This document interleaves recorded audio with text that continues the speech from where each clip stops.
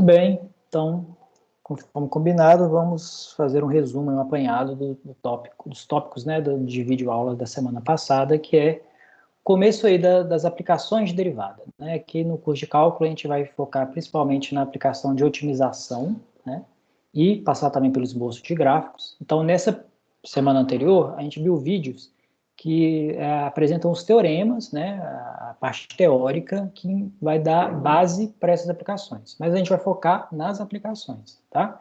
Mas aqui eu vou fazer primeiro uma lista desses teoremas e a partir dele o que nós geramos, tá? Então, só listando aqui os teoremas. Opa. A gente viu primeiro o teorema do valor extremo,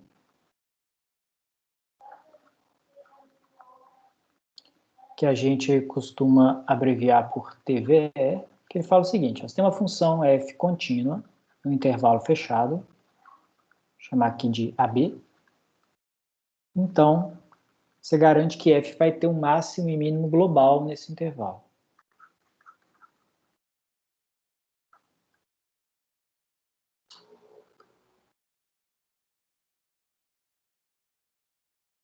Só lembrando, né, o que é o máximo e mínimo global, no vídeo a gente define isso, mas é mais ou menos intuitivo.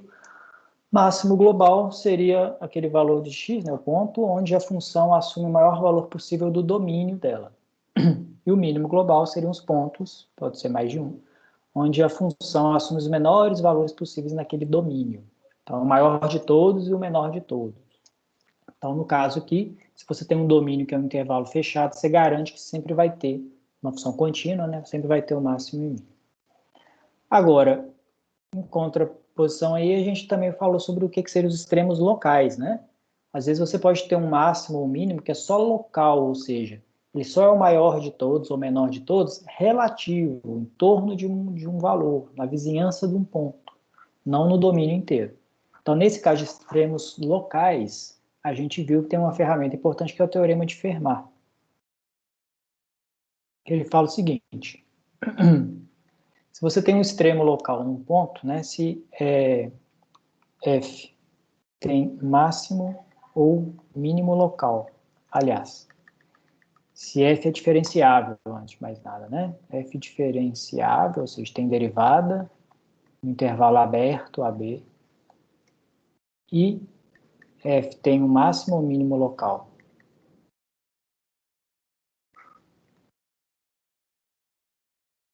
em um ponto C, que está nesse intervalo, então você pode concluir que a derivada da função nesse ponto, onde tem o máximo e mínimo local, vai dar zero. Tá? Isso tem a ver com a interpretação da derivada como inclinação da reta tangente, que eu estava sempre lembrando aí na parte anterior do curso, né? Até no nosso trabalho. Então, como a derivada representa a inclinação da reta tangente, e a reta tangente é aquela reta que acompanha o gráfico da função, né? Ele aproxima o gráfico da função. Então, se a reta tangente se a derivada é zero, é que a reta tangente é horizontal. Isso vai acontecer quando você está num topo ou num vale, né? No ponto mais alto ou no ponto mais baixo ali do gráfico da função, onde tem a derivada. Tá? Depois a gente vai explorar isso melhor. E por fim também a gente apresentou o teorema do valor médio, que a gente não vai usar ele tão diretamente assim, a gente vai usar mais as consequências dele, né? O TVM, que ele fala basicamente que se f é contínua no intervalo fechado e diferenciável no aberto correspondente, então a gente garante que existe um ponto nesse intervalo aberto, tal que a derivada nesse ponto coincide com o valor médio da função do intervalo todo. Tá? E lá no vídeo a gente interpreta um pouco fisicamente isso, tal, mas a gente vai usar mais as consequências dele, tá? Do teorema do valor médio. Quais são as consequências desse conjunto teórico aí? Então, de novo, a gente vai usar esses teoremas, né, mas como uma justificativa para as técnicas que nós vamos usar tanto para esboçar gráfico quanto para achar máximos e mínimos, ou otimizar as funções, tá? Fazer problemas de otimização. Então, o que a gente tem que saber, né, é usar esses teoremas em que forma? as duas aplicações que nós vimos até agora, que é a regra de L'Hopital. A regra de L'Hopital é uma maneira de você calcular limites usando a derivada, né? No vídeo a gente explica bastante isso, sobre o cuidado que a gente tem que ter aí, em condições, né, que isso funciona, mas esses teoremas tudo justificam, né, que o teorema de L'Hopital realmente funciona. E o outro são os testes das derivadas de primeira e segunda ordem.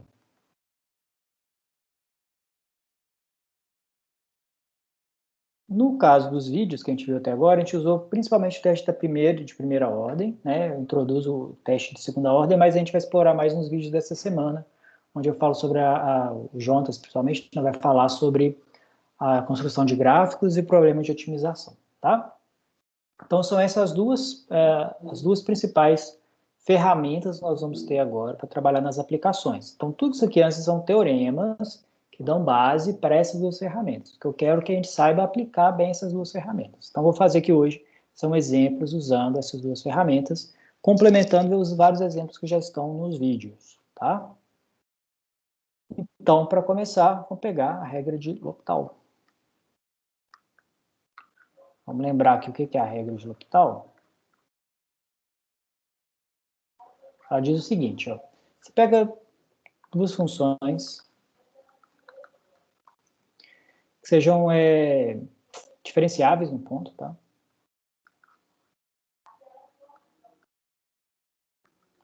Ou em vizinhança de um ponto, né? Um x0. E vamos supor que então, a derivada da g x0 não seja zero nessa vizinhança.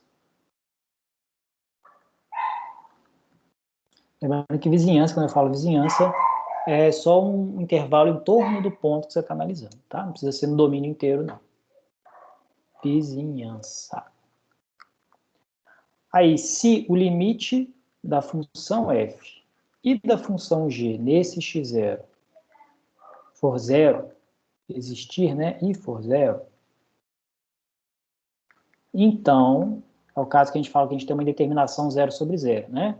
O limite do f dividido por g, quando x tende a x0, vai ser o mesmo que o limite da derivada de f sobre a derivada de g quando x tende a x0. Quando que essa fórmula vai ser útil? Se quando você derivar a função que aparecer aqui for mais simples de calcular o limite do que o anterior, né? Então, isso aqui é o que a gente chama de uma indeterminação zero sobre zero. A gente já estava trabalhando com elas lá no começo do curso, só que lá a gente não sabia derivar. Então, não dava para usar essa técnica. Agora, a gente tem essa técnica nova que faz uso das derivadas, tá? Só lembrando, no vídeo eu friso bastante isso. Não é só aplicar uma fórmula, né, pessoal? Você tem que verificar se isso aqui antes está valendo. Você não pode aplicar a regra de L'Hopital só porque você tem uma divisão, né? Essa divisão tem que ser uma indeterminação zero sobre zero, ou, a gente viu também no vídeo, pode ser uma determinação infinito sobre infinito, né? Então, a fórmula também é válida.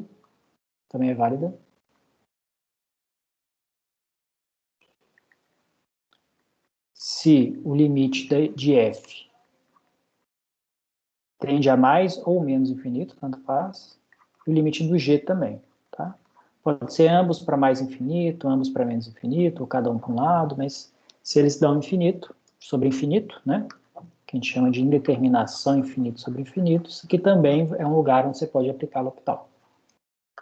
Lembrando que indeterminação quer dizer o quê? Que do jeito que está escrita a função ali, você não sabe o que aconteceu, você não sabe calcular o limite. Por isso que você usa alguma técnica para resolver indeterminação que a gente fazia antes, né? Aqui é uma outra maneira de resolver indeterminação, tá? Outra coisa que vale também é que eu posso calcular limites no infinito.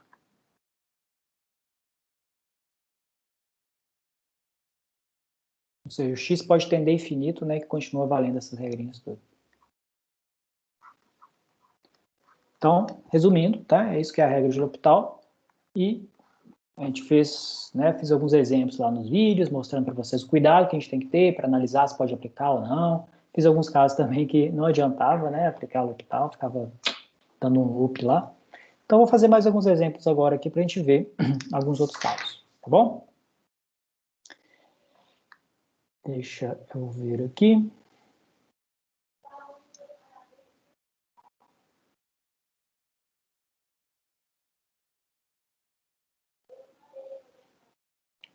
Tudo certo. Vamos lá, então, para o nosso primeiro exemplo. Eu vou tirar exemplos do livro do Thomas mesmo, é o 4.5, né? Essa parte aqui agora. Eu vou pegar exemplo de calcular o limite. Aplicando o L'Hopital.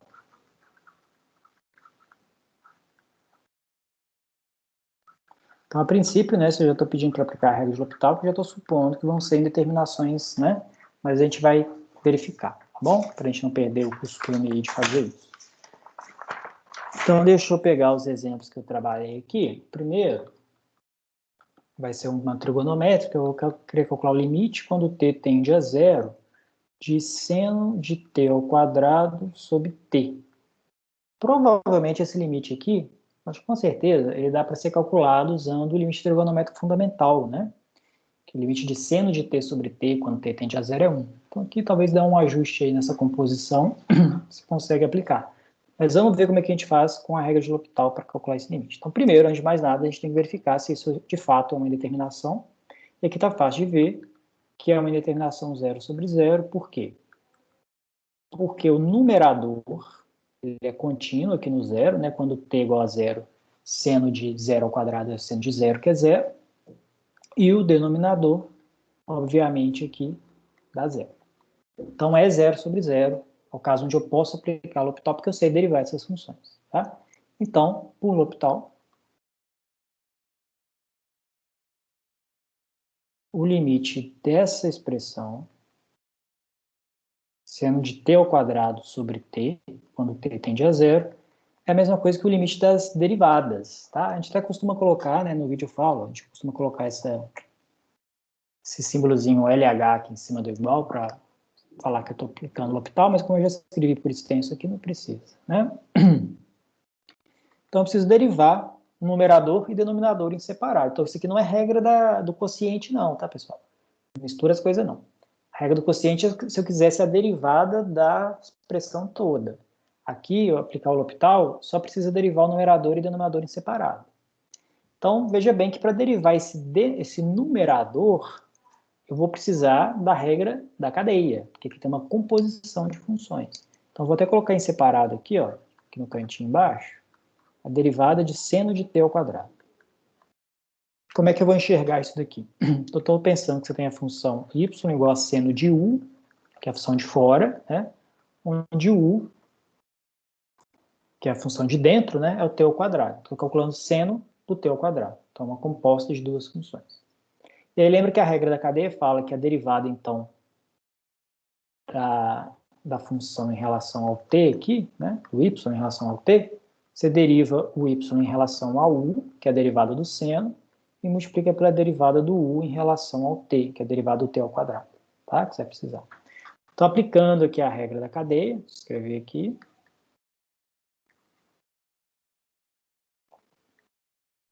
Então, vai ficar a derivada de seno de u, é o cosseno de u, vezes a derivada de t ao quadrado, em relação a t agora, é 2t.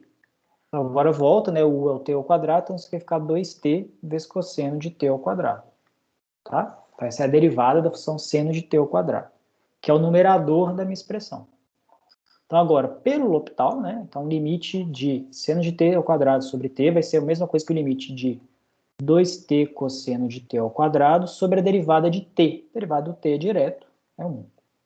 Então, veja bem que a função que apareceu aqui agora no final, ela já não é indeterminada mais, o denominador é 1. E o numerador é contínuo no zero. Né? Então, isso aqui é a mesma coisa que o limite, só reescrevendo aqui, que o limite de 2t vezes cosseno de t ao quadrado, quando t tende a zero, e quando t tende a zero, isso aqui dá zero. Né? O cosseno de t, cosseno de zero é 1, mas está multiplicado aqui por t, que é zero, então deu zero. Então, aqui substituição direta resolveu, porque você já eliminou a indeterminação. Né? Então, nesse caso, é um caso bem direto, que aplicando o L'Hopital, você consegue eliminar a indeterminação. Para derivar, você precisa de uma regra da cadeia, mas, né, como eu falei para vocês, as regras de derivação a gente vai ser o de menos aqui agora. Né? A gente vai ter que saber derivar para aplicar nessas coisas aqui. Certo? Então, esse é um caso aí da regra da cadeia. Vou fazer um outro aqui.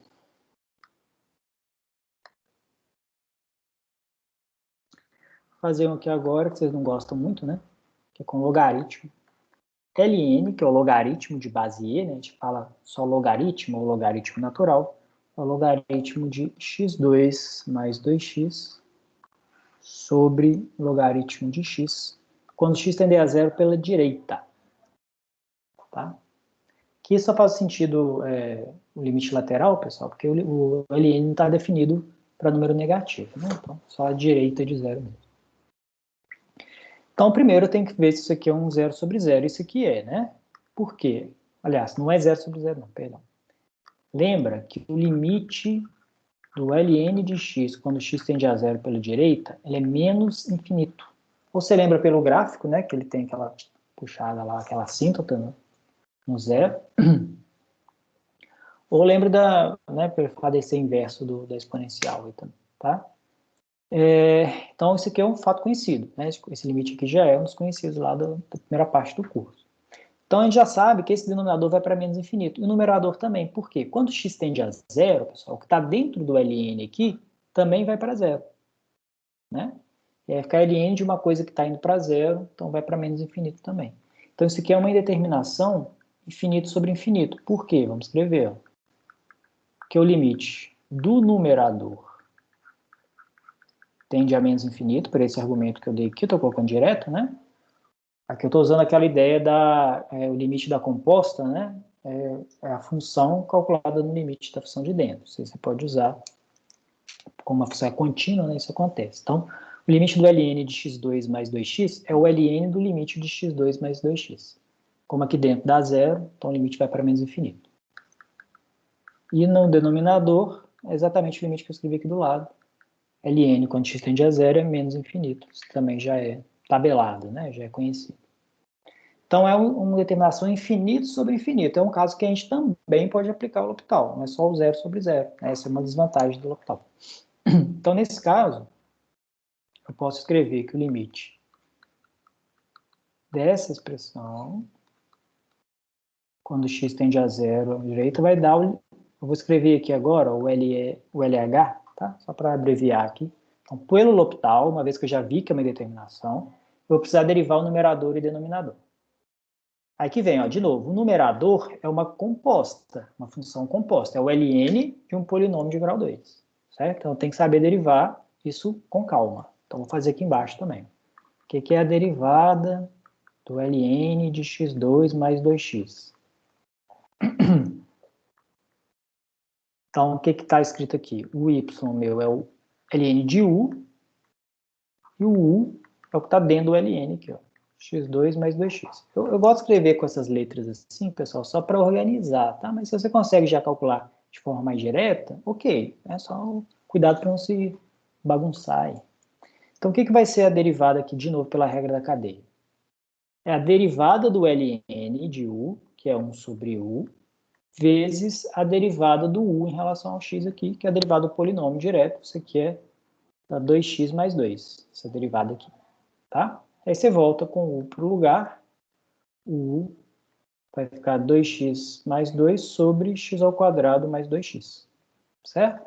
Então, essa é a derivada desse Ln. Então, o numerador aqui, ó, quando eu substituir, vai ficar limite de, quando x tende a x0. Vou até colocar uma cor aqui diferente. No numerador, a derivada deu essa fração, que é 2x mais 2 sobre x2 mais 2x. E no denominador vai ficar a derivada do Ln de x, que é só 1 sobre x, que é direto, não tem composição, tá? Então, no numerador eu tinha que usar a regra da cadeia de novo. Mas o denominador já estava direto. Então, usei derivado de cima e derivado de baixo. Não é regra do quociente, hein? É o L'Hopital para calcular limite. Então, uma vez que eu estou com isso aqui, o que eu vou fazer agora? Eu preciso rearranjar essa expressão, né? Lembra que dividir uma fração dividida por uma fração, é a primeira vezes o inverso do segundo, tá? Então, aqui eu já vou usar direto. Vai ficar essa expressão de cima multiplicada por x, que vai dar 2x ao quadrado mais 2x sobre x ao quadrado mais 2x. Tá? É a primeira vez o inverso do segundo, né? Já pus direto ali. Então, veja bem, caiu num outro limite agora, que o ln sumiu, né? Por que ele sumiu? Porque eu apliquei o L'Hopital e na derivada, né, o ln acabou sumindo. Mas ficou uma expressão racional, agora observa aqui, ó. Quando o x tende a zero, tanto o numerador quanto o denominador também vão para zero. Então, caiu em uma outra indeterminação, que agora é uma indeterminação 0 sobre 0. Então, só vou escrever assim, ó. Aqui está fácil de ver, né? Que quando x é igual a zero, tanto o numerador quanto o denominador é igual a zero, então eu vou escrever direto aqui, tá? Que é uma indeterminação 0 sobre 0. Ou seja, eu ainda posso aplicar o L'Hopital mais uma vez para tentar eliminar essa indeterminação. Eu transformei uma determinação em outra. Não resolvi ainda, tá? Essa daqui, pessoal, dá para a gente resolver sem L'Hopital fácil, né? Você consegue fatorar os x aqui com as técnicas que a gente já conhecia. Mas aqui eu vou usar o L'Hopital, já que a gente está tentando né, aprender a usar o L'Hopital. Então, nesse caso, como determinação L'Hopital, a gente aplica novamente o L'Hopital. É uma indeterminação 0 sobre 0, né? Então eu aplico novamente o L'Hopital. Falei errado. Então, esse limite aí agora, ó, do 2x2 mais 2x sobre x2 mais 2x. Quando o x tende a zero, aplicando o L'Hopital, vou derivar de novo. Derivada do numerador vai dar 4x mais 2 e o denominador vai dar 2x mais 2. Estou usando a regra aqui da potência, né? O que aconteceu agora? Quando x tende a zero, agora isso aqui já não é mais indeterminação. Ó. Quando x tende a zero, o numerador tende a 2, o denominador tende a 2, substituição direta, 2 sobre 2 igual a 1. Então esse limite deu 1. Tá? Então veja bem que nesse caso, você começou com uma indeterminação 0 sobre 0, por causa do ln, se aplicou uma vez o logaritmo, o L'Hopital, caiu uma outra indeterminação, só que agora 0 sobre 0, né, dessa função racional. E aí, aplicando o L'Hopital de novo, aí você conseguiu resolver finalmente a indeterminação. Então, pode acontecer isso. Você tem que aplicar o L'Hopital mais vezes até chegar numa solução, tá? Ou pode acontecer como no vídeo, né? Que você pode ir aplicando o L'Hopital para sempre e nunca vai terminar. Então, por isso que é importante a gente conhecer também outras ferramentas que não só o L'Hopital, para quando cair numa situação complicada, você ter outras maneiras de resolver o limite, ok? Bem, se der tempo, no final da aula eu faço mais alguns exemplos, tá? Com cálculo de limite por L'Hopital, mas basicamente é isso. É saber identificar quando é infinito sobre infinito, 0 sobre 0, e a gente pode aplicar. No vídeo eu falo também de outras indeterminações, que é infinito menos infinito, 0 vezes infinito, né? Ou aquelas de 0 elevado a 0, 1 elevado a infinito. Mas todas elas, de alguma maneira, você tem que primeiro cair num caso 0 sobre 0, infinito sobre infinito, para poder usar o L'Hopital. Né? Então tem que fazer alguma manipulação. Lá no vídeo eu dou alguns exemplos. Tá?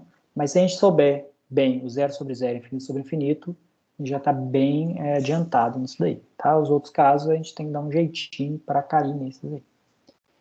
Ok, pessoal? Deixa eu ver aqui.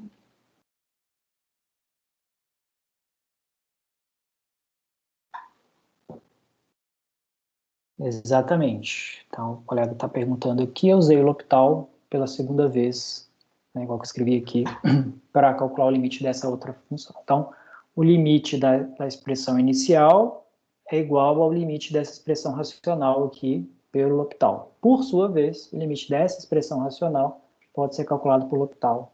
Então, por isso que eu usei duas vezes. Ok?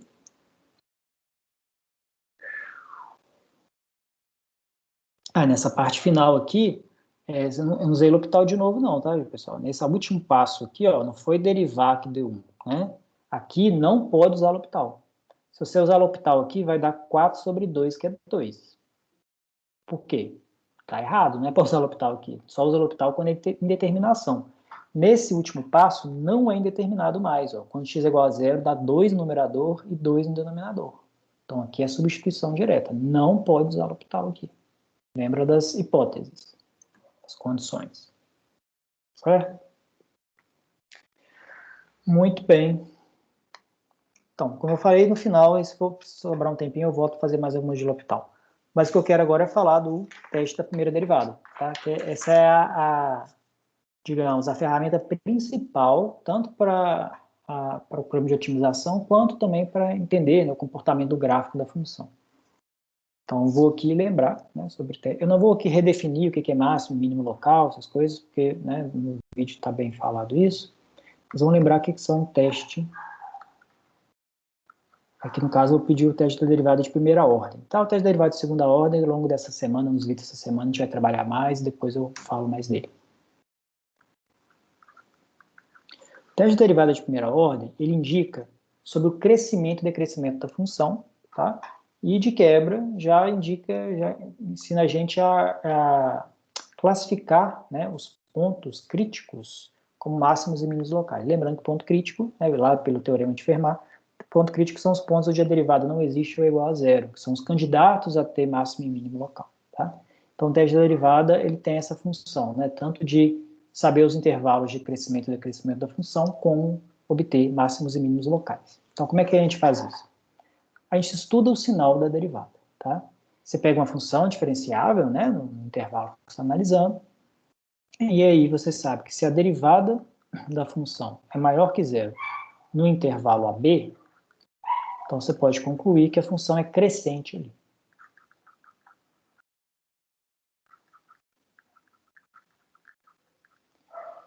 Ou seja, os valores dela vão só aumentando de A até B, né? E se a derivada for negativa no intervalo, é porque a função é decrescente nesse intervalo. E de onde que vem isso? Lembra que eu falei para vocês na segunda parte aí do trabalho, tudo, né? Do curso, que a interpretação da derivada como reta tangente, né? A interpretação gráfica disso ajudar a gente. O que acontece? Lembra que a derivada é a inclinação da reta tangente ao gráfico da função no ponto. E a inclinação da reta tangente, né, a inclinação de uma reta, se a inclinação é positiva é porque a reta está subindo, a reta é crescente. Se a inclinação é, aí o processo que é o contrário, né? A inclinação é crescente e a inclinação é decrescente se a reta está... a inclinação é negativa se a reta está decrescendo. Então, como a reta tangente acompanha o gráfico da função, ela aproxima o gráfico da função, então a função ela tem o mesmo comportamento da reta tangente dela. Então, onde a reta tangente tem inclinação positiva, a função vai acompanhando, subindo com a reta. Onde a inclinação da reta é negativa, né, onde a derivada é negativa, a inclinação da reta tangente, né, então é negativo, a função vai descendo junto com a reta. Então, através do comportamento da reta tangente, né, da derivada, você consegue concluir o comportamento da própria função. Isso quando você tem um sinal positivo ou negativo. E quando é zero, né? Aí onde é zero é onde você vai examinar se você tem máximo e mínimo local. Porque lembra que pelo teorema de Fermat, onde tem máximo e mínimo local, a derivada é zero, né? Então a gente tem que buscar que se você tem um ponto onde a derivada deu zero, então pode acontecer duas coisas, tá? Esse ponto vai ser tem máximo local em C, se antes de C a função cresce, depois de C ela decresce, tá?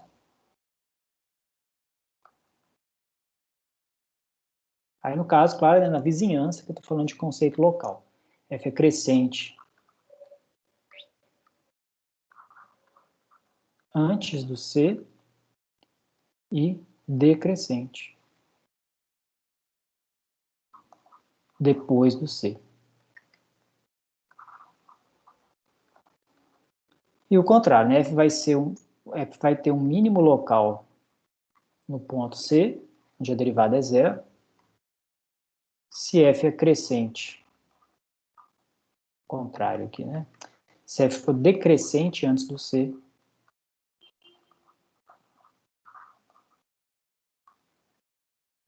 e crescente depois.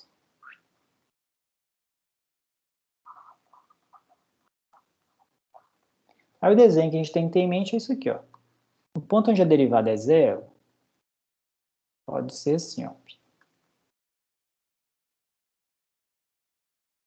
Tá? Então, se antes a função está decrescendo, depois passa a crescer, nesse ponto de derivada é zero, então você vai ter um mínimo local.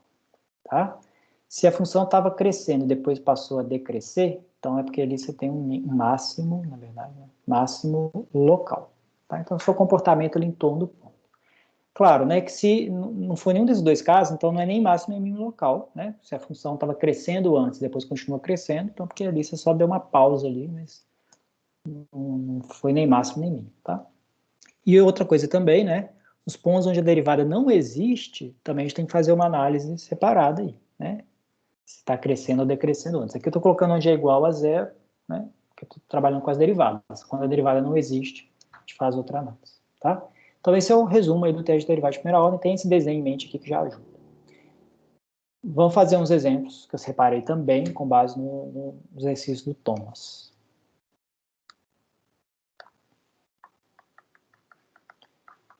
Então, no Thomas, isso está no 4.3, não é isso? 4.3. Né? A gente inverteu um pouco a ordem aí do livro. Aí eu vou querer o seguinte, eu vou querer fazer o estudo de análise de crescimento e decrescimento das funções.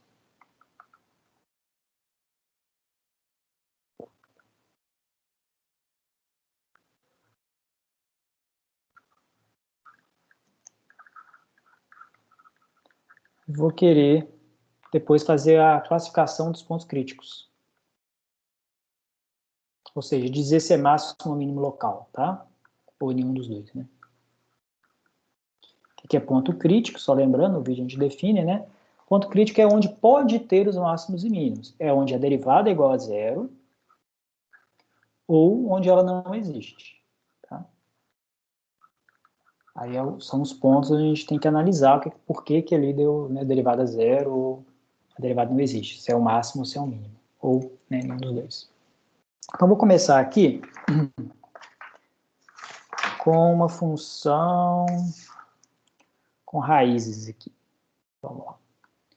Então, vou chamar a função f de x, sendo x2 raiz de x de 5 menos x. Certo? Certo. E vamos trabalhar com ela aqui. O que seria, então, né, fazer análise de crescimento e decrescimento das funções, classificar os pontos críticos. Então, a base de tudo para a gente poder fazer isso é derivar a função. Você começa derivando a função. Né? Mas antes, tem que fazer uma outra observação que a gente às vezes quer fazer, é sobre o domínio da função. Já que a gente vai fazer a análise de que intervalos ela é crescente ou decrescente, tem que saber, antes de mais nada, onde que ela está definida. Né? Então, observe que o domínio dessa função f tem uma raiz aqui quadrada. O que está dentro da raiz nunca pode ser negativo. Então, para o 5 menos x ser sempre maior ou igual que zero, né, você só pode considerar os números reais com x menor ou igual que 5. Né? Se x for maior que 5, aqui dentro vai ficar negativo. E aí não dá certo. Tá? Então, x tem que ser menor ou igual que 5. Para isso aqui está definido. Então, nosso intervalo só faz sentido analisado antes do 5. Né? Mas o primeiro passo, então, que a gente precisa é derivar. Vamos derivar a função. Tá? Que é a partir da derivada que a gente vai fazer a análise. Então, vamos lá aqui. Observe que a gente tem a regra do produto. A gente tem um produto de x2 vezes a raiz. Então, a derivada de f pela regra do produto vai ser derivada do primeiro fator, que já vou aplicar direto. Hein? Derivada do primeiro fator vezes o segundo, mais o primeiro fator vezes a derivada do segundo. A derivada do segundo eu vou com cuidado aqui, porque... Então, aqui eu apliquei a regra do produto. Aqui eu vou com cuidado, porque aqui eu tenho uma composição, né? É raiz quadrada de uma outra função. Não é direto a raiz de x. Então, eu preciso fazer aqui a derivada. Vou fazer em separado aqui a derivada do raiz de 5 menos x. Para não perder o hábito, eu vou escrever aqui, mas quem já está mais habituado a usar a regra da cadeia, né? Já pode fazer direto. Então, eu estou com a função raiz de alguma coisa. Essa alguma coisa eu vou chamar de u. O que é esse u? É o que está aqui dentro da raiz, ó, 5 menos x. Então, eu tenho uma composição de função. Então, para derivar, deriva a raiz de u, que é 1 sobre 2 raiz de u. Aqui eu já sei de cor, né? Mas é que eu estou pensando na regra da potência. Lembra que raiz de u é u elevado a meio. Então, derivando dá meio vezes u elevado a menos meio. Então, já coloquei aqui no denominador. Vezes a derivada do u, que é simplesmente menos 1. de novo pela regra da potência e colinearidade. Então aqui agora, volta para o lugar dele, ó, que é 5 menos x, vai ficar menos 1 sobre 2 raiz de 5 menos x. Tá? Essa é a derivada da raiz de 5 menos x. Então, voltando aqui, tenho 2x vezes raiz de 5 menos x, menos, no caso o sinal de menos que veio aqui da derivada, menos x2 sobre 2 vezes raiz de 5 menos x. Então, apliquei a regra do produto e, para derivar o segundo fator, eu tive que aplicar a regra da cadeia. Beleza. Essa é a derivada. O que eu vou fazer com ela agora? Veja bem, né, para analisar onde ela cresce e decresce, eu tenho que estudar o sinal da derivada. E aí que vem uma observação importantíssima aí, né? Por que a gente fala disso antes lá? Por que a gente pede assim, gente, sempre simplifica as derivadas o máximo possível, faz a fatoração que der. Por quê? Porque agora, para estudar o sinal, a gente precisa ter a derivada na forma mais simples possível e fatorada. A gente só sabe estudar sinal nesse caso, tá? Por quê? Porque a gente sabe as regrinhas de sinal, né? Mais vezes mais é mais, menos vezes mais é menos. Então, quando está multiplicando e dividindo, a gente sabe pensar no sinal. Quando está somando ou subtraindo, é mais difícil analisar o sinal, porque você tem que ver quem que é maior que quem, para ver quando é positivo, quando é negativo. É mais difícil, tá? Não é que não tem jeito, é mais difícil. Então, sempre derivou, tenta simplificar o máximo possível e fatorar. Nesse caso, não está nem simplificado nem fatorado. É uma soma, né, no caso que é a subtração. Então, primeiro, antes de sair fazendo análise aí de sinal, estudo de sinal da função, eu preciso dar uma ajeitada nela. Então, vamos lá. Então, observe que eu estou com a derivada, só reescrevendo aqui, deu 2x raiz menos x2 sobre 2 raiz. Então, o que eu vou fazer aqui? Vou somar as duas expressões, né? Lembrando, que aqui é a mesma coisa que dividir por 1, né? Então, vou somar tirando o mínimo é o próprio 2 raiz de 5 menos x, e agora vamos lá, ó. Pegar esse denominador aqui, dividido por 1 ele mesmo, multiplicado por esse numerador. Vai ficar 4x que multiplica 5 menos x. Por quê? Porque raiz quadrada de 5 menos x vezes ela mesma, vai dar ela ao quadrado, aí cancela a raiz com o quadrado, sobra 5 menos x, tá? Com segunda parcela, que vai ficar esse denominador dividido por ele mesmo, dá 1 vezes x2, dá o próprio x2. Então, somei as frações aí com a regrinha do mínimo múltiplo comum e tal. E agora aqui em cima, eu vou realizar essa multiplicação, para ver se simplifica alguma coisa. Você vai ter 20x menos 4x ao quadrado, menos o x ao quadrado que já estava aqui. Tudo isso dividido pela raiz. Então, aqui em cima dá para simplificar, ok? Dá para juntar, que vai ficar 20x menos 5x ao quadrado. E aí eu consigo fatorar ainda, ó, porque aqui dá para colocar o 5x, né, em evidência.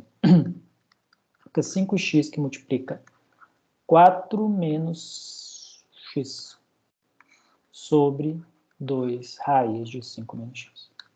Então, dessa forma, eu consegui fatorar o máximo possível. Tá vendo? Então, uma fração, o numerador está fatorado, o denominador está fatorado. Tá vendo? Primeiro grau, primeiro grau, primeiro grau. Então, não tem como fatorar mais. Certo? Então, tem que habituar a fazer sempre isso. Né? Até a segunda parte do curso eu falei para vocês, aplicando as regras de derivada, tá beleza, mas vamos já treinar agora a simplificar, porque senão você não consegue dar continuidade no exercício. Tá? O exercício aqui não é só derivar a função, é fazer a análise de sinal da derivada, o estudo de sinal da derivada.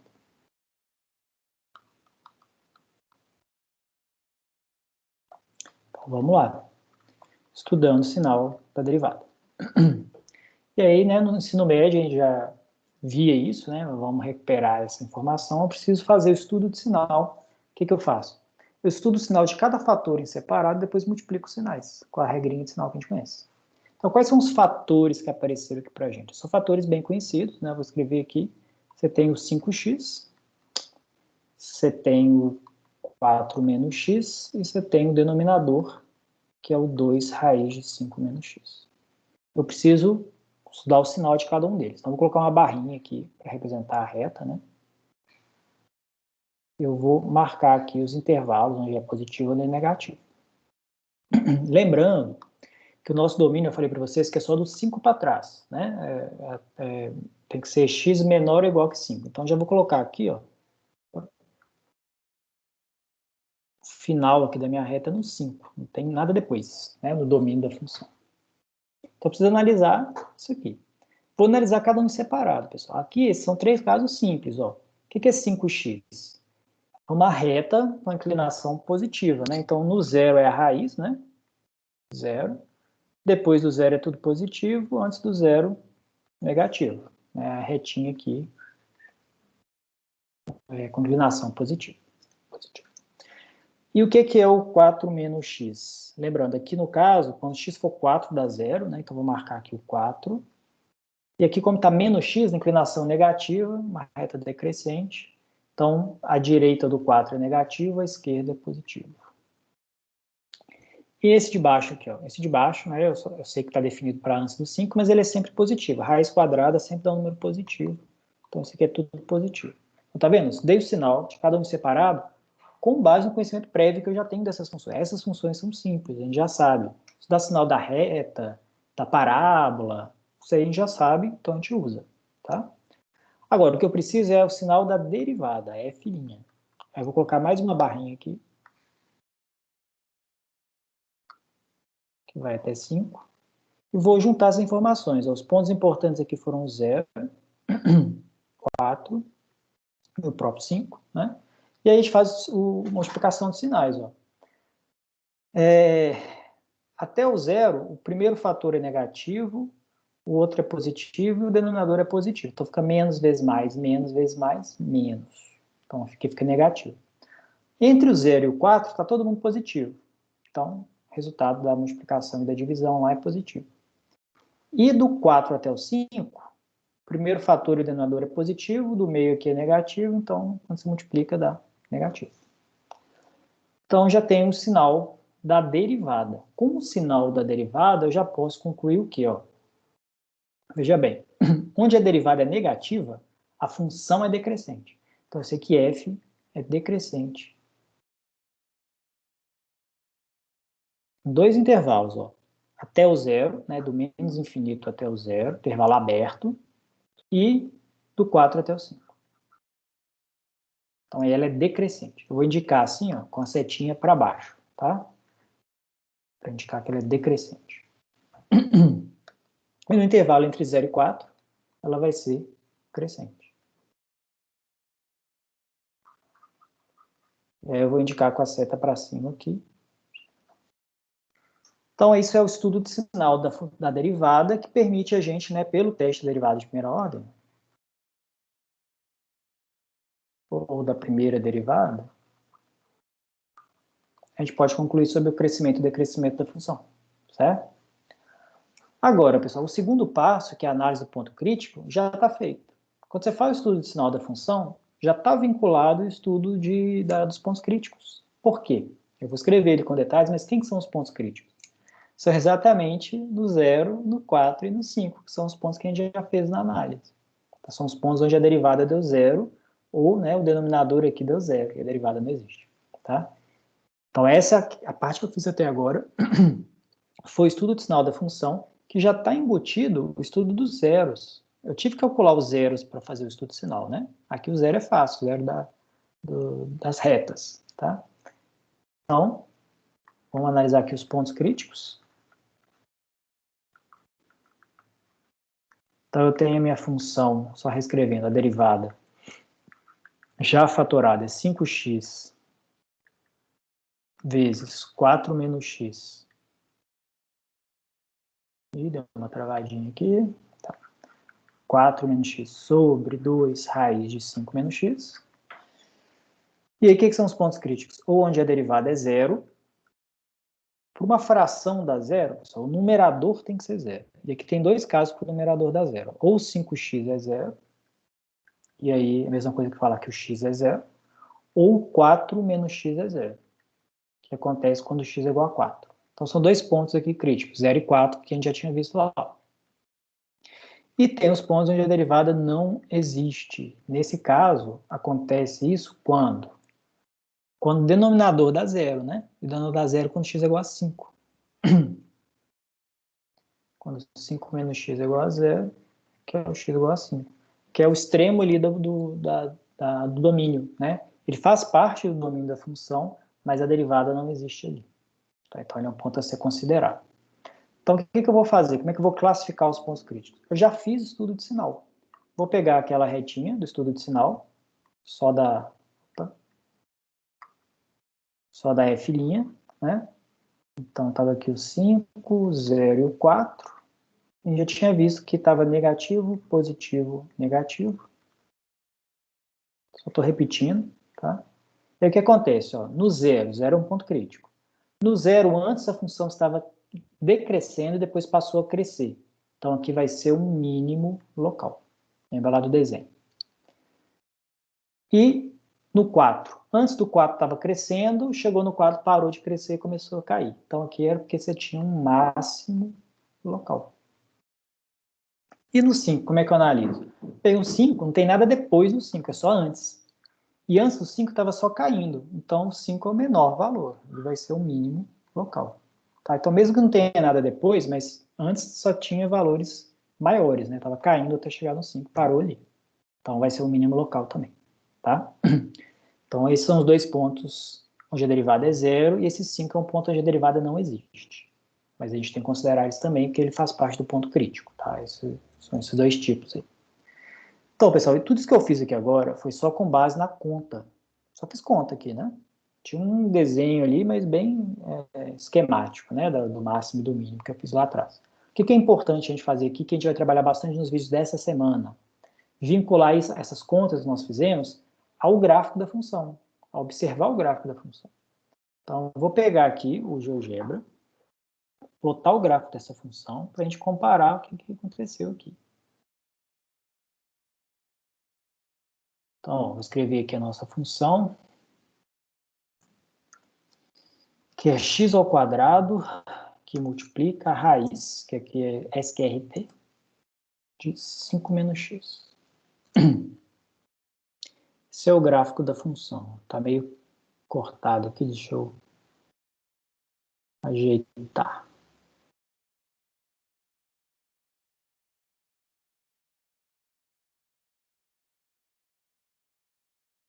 Aqui deu para ver.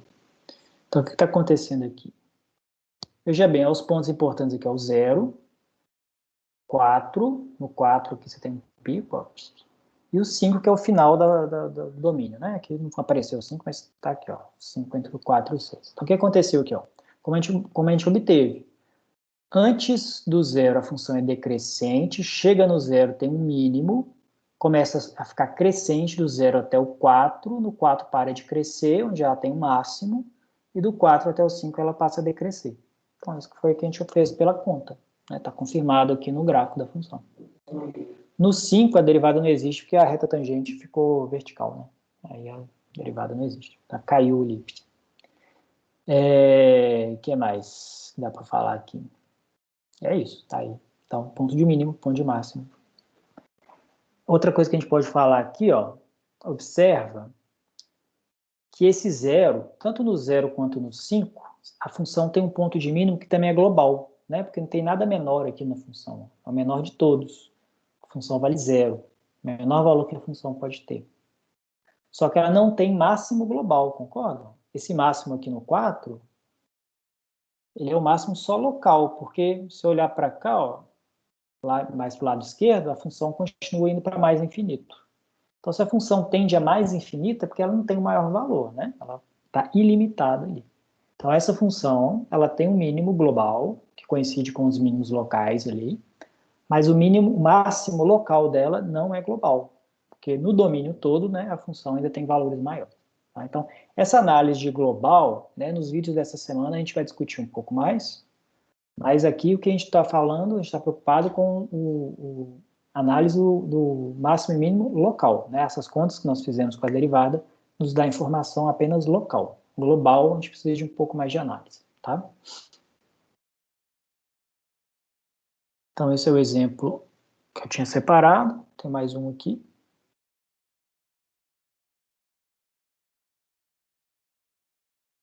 Então, esse exemplo é um caso, né, da função algébrica com uma raiz quadrada. Vocês viram que é importante fazer aquela simplificação no final, porque senão você não sai do lugar. Você não vai conseguir estudar sinal de função, uma função toda bagunçada, toda, né, com muitos termos, tá? Vamos fazer mais uma. Deixa eu ver qual que eu quero. Vou fazer mais uma com logaritmo, que eu sei que vocês não gostam, né? Então, vou fazer com logaritmo. Vou pegar uma função g de x, que vai ser parecida aqui, ó, x ao quadrado, ln de x. Em vez de raiz, eu vou colocar um ln. Eu quero fazer essa mesma coisa, analisar o crescimento do crescimento e se tem máximo e mínimo, tá? Antes de mais nada, domínio. O que é o domínio dessa função? Lembra que aqui, como tem um logaritmo, né, o logaritmo só pode ser calculado para números positivos. Então, o x aqui, ó, não pode ser negativo, né? Então, só posso considerar os reais positivos para essa função. Então, é só do zero para frente que me interessa para fazer a análise de sinal da função, porque é onde está definida. E nesse lugar, vamos ver o que acontece. Então, primeiro, vamos derivar. O que eu vou precisar para derivar essa função? Nesse caso, apenas a regra do produto. De novo, né? Então, a derivada aqui de g vai ser pela regra do produto, derivada do primeiro vezes o segundo, mais o primeiro vezes a derivada do ln, que a gente sabe também que é 1 sobre x. Então, simplesmente regra do produto. Aqui não precisou usar a regra da cadeia, porque a função está pura aqui, né? A função básica, não tem uma composição com nada aqui. Aqui ainda dá para simplificar, ó, que dá 2x ln de x, x2 sobre x dá x. E aí, de novo, pessoal, do jeito que está escrito aqui, está derivado. Só que se a gente vai fazer análise de sinal, analisar sinal de soma é mais complicado. Então, vamos tentar fatorar isso daqui, e aqui está fácil de fatorar. Ó. Apesar de ter um ln, tem um x multiplicando. Então, vou colocar o x em evidência. Ao colocar o x em evidência, sobra 2ln de x mais 1. Ficou dois fatores. Um fator é linear, x. O outro fator tem um ln. Aí a gente vai ter que lembrar como é que a gente estuda o sinal do ln. Então, nesse caso, a derivada foi simplesinha, né? Que a gente vai ter que fazer agora o estudo do sinal.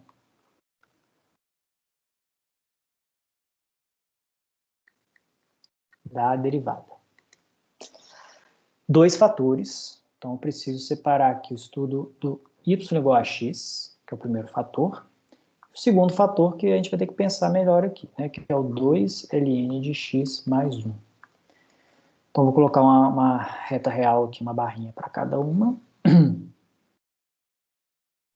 Lembrando que nesse caso só me interessa o que acontece do zero para frente, certo? O domínio é só positivo. E aí vamos pensar. Ó. Primeiro está fácil, né? Y igual a x. Para x maior que zero, essa função é só positiva, só tem valor positivo aqui. Certo? Não tem segredo. E essa daqui, 2ln de x mais 1. Então, pessoal, lembra que eu falei para vocês que quando você está fazendo o estudo de sinal, já está vinculado o estudo de ponto crítico, né? Porque você tem que calcular onde a função é zero. No exemplo anterior, só tinha fatores lineares, então é fácil a gente achar a raiz, né? A raiz de uma reta, né? De um zero de um polinômio de grau 1. Nesse caso, como apareceu um ln, vamos fazer com calma aqui. Ó. Tem que ver primeiro se isso aqui pode ser zero, né? Para saber a diferença onde é negativo e onde é positivo. Então, vamos calcular, né? Quando que isso aqui, 2ln de x mais 1 é igual a zero. Então, vamos lá. Ó. Subtraindo 1, vai ficar 2ln de x igual a menos 1. Dividindo por 2, vai ficar ln de x igual a menos meio. E aí, como é que eu acho o x? Lembra da definição de logaritmo. O ln é o logaritmo natural é o inverso da exponencial de base e. Então, se o ln de x é menos meio, é porque o x é exponencial de menos meio. Esse número aqui, tá? Que é um número menor que 1, né? Lembra que exponencial de menos meio é 1 dividido pela exponencial de meio. Então, vai ficar um número menor que 1. Vamos ver o que vai acontecer aqui. Então, ó, vou ter que marcar esse ponto aqui, ó, esse exponencial de menos meio, que vai ser um ponto importante, porque é essa função é zero. Então, agora tem que saber o que acontece antes e depois dele. Tá? A função é positiva, é negativa. Né? Por exemplo, você pode fazer de duas formas, pessoal. Depois eu vou até mandar uma apostila para vocês, né, a apostila que eu mandei no começo do curso, né, eu vou reenviar para vocês, para lembrar algumas regrinhas de estudo de sinal. Nesse caso, ou você lembra o gráfico do LN, tá? Que é o gráfico básico da função básica, elementar, ou você testa valores, porque a gente sabe que uma função é contínua, né? A mudança de sinal só acontece na raiz. Então, antes da raiz, todo mundo tem o mesmo sinal, depois da raiz também, né? O outro sinal, né? Então, o que a gente pode fazer? Por exemplo, você pode testar quando x é igual a 1, a gente sabe que 1 é maior que esse número aqui, então quando x é igual a 1, ln de 1 é 0, vai dar positivo. Então, desse lado de cá, à direita do exponencial de menos meio, a função é positiva. Do outro lado, é mais difícil testar, né? Mas a gente sabe que a função vai para menos infinito, né? Quando x tende a 0 pela direita, a função tende a menos infinito aqui, ó. Então, aqui tem que ser negativo. Então, estou usando o conhecimento que eu tenho prévio da função logarítmico. Assim como aqui em cima eu usei o conhecimento prévio que eu tinha da função da reta, né? Y igual a x. Se tem dificuldade de lembrar essa propriedade de logaritmo, pelo menos o gráfico, né? Vamos relembrar aqui, ó. Lembra que o gráfico do logaritmo puro, ele tem essa cara aqui, não é? Aqui é no 1, né? No 1 o logaritmo vale 0, ele é positivo à direita do 1, à esquerda ele é negativo, tendendo a menos infinito aqui, ó. Tá? Nesse caso não é exatamente o ln, mas é uma modificação básica dele, ó. Você pegou o ln e multiplicou por 2 e só estica o gráfico, né? Depois você somou 1, que é transladar o gráfico. E aí a raiz dele ficou aqui no exponencial de menos meio, que é o número que a gente achou. Tá? Então, é o mesmo formato do gráfico padrão, só está, né, deformado em relação ao original, com essa translação e essa mudança de escala. Então, ou então você plota ali o gráfico do LN, que é mais direto, né? Só para você lembrar o formato dele. Então, ele é positivo à direita da raiz e negativo à esquerda da raiz. Tá? Então, ou pela análise, né, dos valores, ou pelo gráfico, você tem condições de ver isso daqui.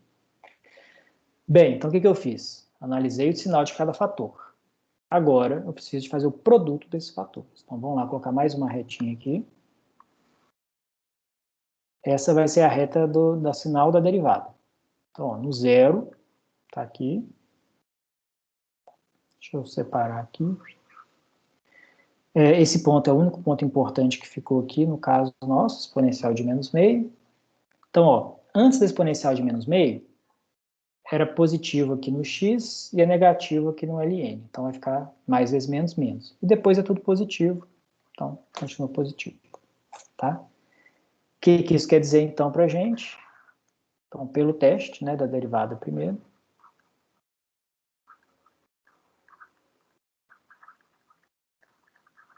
O que acontece? A função f não, que é g, né? G é decrescente do zero até esse número i, exponencial de menos meio. Então, eu colocava a setinha para baixo aqui, ó, porque a derivada é negativa, então a função estava caindo. Aí chega nesse ponto aqui, a função vai ficar crescente depois desse ponto. Então, g é crescente da exponencial de menos meio em diante, para mais infinito. E aí não para de crescer mais, né? Não tem outro ponto que muda o sinal, tá? Então, isso é análise de sinal. Tá vendo que no meio da análise de sinal eu tive que calcular o ponto onde a derivada é zero, onde um dos fatores é zero, né? Então, daí já está embutido a análise da ordem máxima e mínima. Então, vamos só concluir esse processo. Então, vamos lá. Analisar os pontos críticos. Então, veja bem que a derivada, só repetindo, já fatorada. Isso aqui para a derivada ser igual a zero, ou x é igual a zero, ou essa expressão aqui, parênteses, é zero, né, pessoal? O produto dá o zero, porque um dos dois fatores é zero. Mas x não pode ser zero, porque já não está no domínio da função. Né? Então, a única maneira da derivada dar zero é se o 2ln de x mais 1 for igual a zero, que é o que a gente já calculou. Ou seja, o x tem que ser exponencial de menos meio. Tá? Então, esse é o único ponto crítico da função. E para fazer classificar o ponto crítico, ó, vou voltar com a mesma reta que eu estava ali, da G'. Opa! A gente viu que do zero até esse número aí, ela é negativa, a derivada, depois a derivada fica positiva, indicando que ela estava decrescendo, passou a crescer. Então, se nesse ponto, onde a derivada deu zero, né, a função estava decrescendo antes, passou a crescer, é porque ali você tem um mínimo local. Tá? Então, essa é a informação que a gente tem. A gente tem esse ponto crítico, onde a função tem um mínimo local. Então, vamos fazer o gráfico agora aqui no GeoGebra, para confirmar se faz sentido essa minha conta. Então, x² vezes logaritmo de x, ln de x. Tá aí o gráfico, vou dar um zoom aqui. Ó, aqui dá para ver, ó. Tá vendo? A função, ela começa decrescente até um certo valor aqui, que eu vou dar um zoom a mais aqui, ó. É um pouco mais que meio, de fato. Deixa eu pegar, cadê minha calculadora? Tá aqui não. Vou pegar aqui a calculadora. Se eu pegar aqui meio, né, que é 0,5, negativo, e calcular exponencial, dá 0,6, tá? Então, um pouquinho mais que meio, né? Então, de fato, ó, o mínimo acontece aqui, ó, um pouquinho depois do meio. Esse é o ponto que a gente achou como mínimo local.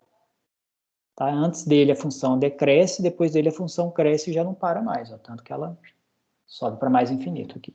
Né? Então, essa é a análise que a gente fez do gráfico. Tá? Então, observe que aqui tem outra coisa também, que esse mínimo que a gente achou, ele vai ser global também, concorda? Aqui, ó, é o menor valor que a função tem nesse domínio. Antes ela estava decrescendo, parou aqui de decrescer e só começou a crescer agora. Então, ela não tem máximo global, porque aqui ela vai para mais infinito, ó. Então, ela não tem máximo global, mas ela tem esse mínimo global, que é o local. Tá? Como eu falei nos vídeos dessa semana, a gente vai entender melhor como é que a gente conclui, né, que o mínimo é global. Nesse caso é porque só tem um mínimo, né? Então, ele vai ser o global, mínimo local. Tá? Outra análise também que a gente não fez aqui por enquanto, que a gente vai fazer, né, nos próximos vídeos, é a análise de concavidade. Aí já é o uso da derivada de segunda ordem, que a gente vai ver depois. Aqui a gente tem um ponto de inflexão escondido aqui também no meio. Muito bem. Esses são os dois exemplos que eu tinha separado para a gente ver, né, rever nesses conceitos. Então, só sintetizando, ó. A gente viu aquele tanto de teorema no início, pessoal, mas a gente não vai ficar demonstrando aqueles teoremas, estudando a fundo aqueles teoremas, não, tá? Aquilo foi para a gente ter a base teórica para as aplicações, tá? Eu fiz a demonstração, fiz uma discussão, né, sobre esses teoremas para a gente não ficar, né, partir do vazio, né? Mas uma vez que a gente tem esses teoremas e sabe como é que eles funcionam, a gente está aplicando para desenvolver duas ferramentas importantes. Regra de L'Hopital, que serve para calcular limites, né, com indeterminações, zero sobre zero, infinito sobre infinito. E a gente está vendo esse teste da primeira derivada, que é para analisar crescimento e decrescimento de função, e de quebra, a gente já classifica máximos e mínimos locais. Tá? O teste da derivada de segunda ordem também tem essa ferramenta, mas de primeira ordem é o mais importante. Tá? O teste da segunda derivada a gente vai ver como é que a gente usa para modelar o gráfico da função, mas para otimização, o teste da primeira derivada já é o melhor deles. Tá bom? Vou parar a gravação aqui e a gente discute um pouquinho mais de dúvidas que vocês tiverem.